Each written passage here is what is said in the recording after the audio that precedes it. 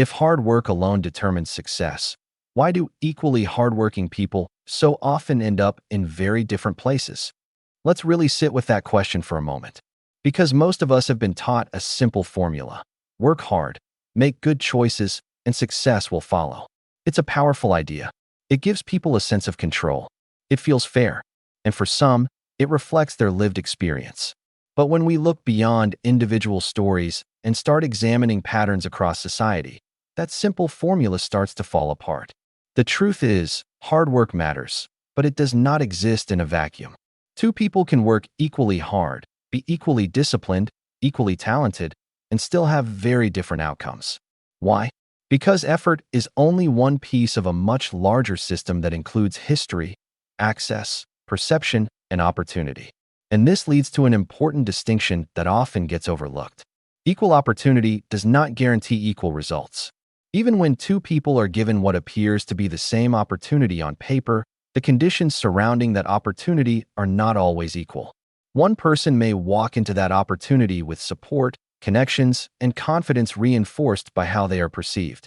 Another may walk in facing doubt, bias, or barriers that aren't immediately visible. So the outcome isn't just about what was offered. It's about how that opportunity is experienced and responded to. Let's start with something many people misunderstand. Privilege is not the same as wealth. When people hear the term privilege, especially white privilege, they often respond by saying, "I'm not rich. I struggled. Nothing was handed to me." And that may be completely true. But privilege isn't about whether your life has been easy. It's about whether your identity creates additional barriers or removes them within a system. So when we talk about racial privilege, we're not saying someone didn't work hard. We're saying their race was not one of the things working against them. And that difference shows up in subtle but powerful ways. For example, studies have shown that two identical resumes, same education, same experience, can get different responses based solely on the name at the top. A white-sounding name is more likely to receive a callback than a name perceived as black or ethnically different. Same qualifications, same effort, different outcome. That's not about who worked harder. That's about how people are perceived before they're even given a chance. And it doesn't stop there. In hiring decisions, people often talk about fit, comfort, or gut feeling. Those words sound neutral, but they are often shaped by familiarity.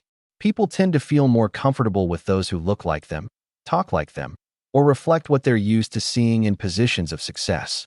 So even without explicit bias, the system can still produce unequal outcomes. Now let's zoom out even further, beyond individual moments like job interviews, and look at history. Because the starting line has never been the same for everyone. Some families have had generations to accumulate wealth through land ownership, business opportunities, and industries that produced massive profit, including things like the cotton trade. That wealth didn't just disappear. It was passed down, invested, expanded, and used to create stability and opportunity for future generations. At the same time, other groups were excluded from those same opportunities, or worse, exploited within those systems, without the ability to build and pass down wealth in the same way. So what happens over time? You get a compounding effect. One group builds financial cushions, networks, and access over generations. Another group is still trying to gain footing in a system that historically denied them those same advantages. So when people say, "just work harder," they're focusing on the present moment and ignoring the accumulated effects of the past.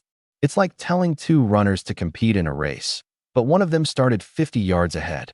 Yes, both runners can work hard. Yes, both can give their best effort. But effort alone doesn't erase a head start. And this is where many conversations break down. Because acknowledging systemic advantage can feel uncomfortable. It can feel like it diminishes personal effort or questions someone's achievements. So instead, people simplify the narrative. They hold on to the idea that success is purely individual because it feels fair and controllable. But reality is more complex. Effort matters. Choices matter. Discipline matters. But so do starting points, access to opportunity, how others perceive you, and whether the system is working with you or against you. So when we ask, why doesn't hard work lead to the same outcomes for everyone? The answer is not that effort doesn't matter.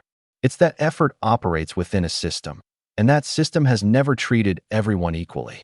And once we understand that, the conversation shifts. It's no longer about blaming individuals or dismissing hard work. It's about recognizing the full picture so that when we talk about success, fairness, and opportunity, we're actually being honest about how they work. So stop arguing with people about white privilege. They know it exists and they know they benefit from it. They are just uncomfortable with the fact that everyone else can see the head start. And it's not the head start that bothers people. It's the fact that their head start came from the free labor of others who were not compensated for it, passed on to you, and then you pretend as though you don't benefit from it to this day. Because only then can we start asking a better question. Not just who worked harder, but who started with the same resources, wealth, and head start.